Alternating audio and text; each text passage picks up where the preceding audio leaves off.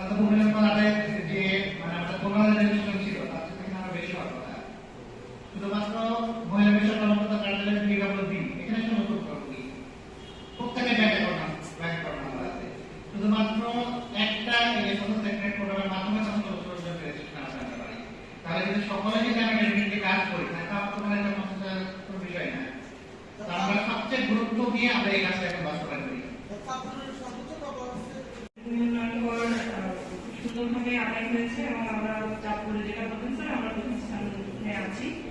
তো আমাদের এই ভূমি উন্নয়ন কর আদায় করতে গিয়ে সর্বপ্রথম যারা খুবই গুরুত্বপূর্ণ ভূমিকা পালন করেছে মানে 100% ভূমিকাই হচ্ছে আমার ইউএলএসএ সহ অভিজ্ঞ সহায়ক যারা আছে তারা অত্যন্ত কঠোর পরিশ্রম করেছেন এবং আপনাদের পরে আমার ধন্যবাদ দিতে হয় আমাদের চেয়ারম্যান মহোদয়কে।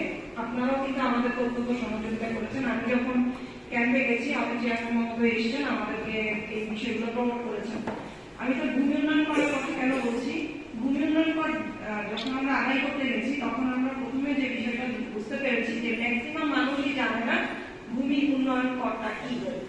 জমির একটা খাজনা দিতে হয় এটা অনেকেই জানে। এখন আমাদের এখানে পৌর করের একটা বিষয় আছে, হোল্ডিং ট্যাক্স কিংবা চৌকিদারির একটা কিছু টাকা তারা দেয়। অনেক মানুষ মনে করে যে এইটাই হচ্ছে আসলে জমি দাখিলা, এটাই তারা জমির জন্য মানে আমাদের যেটা ভূমি উন্নয়ন কর দিল। তাহলে প্রথম বিষয় যেটা আমি ফেস করলাম যে ভূমি উন্নয়ন কর সম্পর্কে তারা জানে না। এরপরে আসে আমার অনলাইনে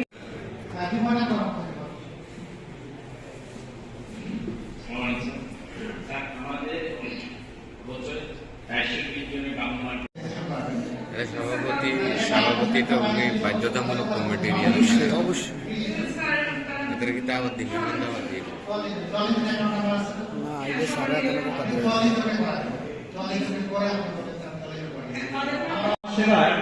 বিভিন্ন যে সামাজিক নিরাপত্তা কার্যক্রমে অন্তর্ভুক্ত হওয়ার কারণে 10 টাকা ব্যাংক অ্যাকাউন্ট হয়।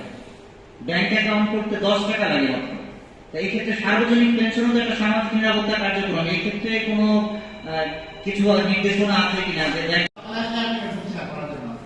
তো প্রথমে মানে যিনি প্রচারণা করছেন তিনি যদি না করেন তাহলে আমরা একটা সভা করি অবশ্যই আজকে যে প্রত্যেক আমাদের যে সদস্যবৃন্দ আছে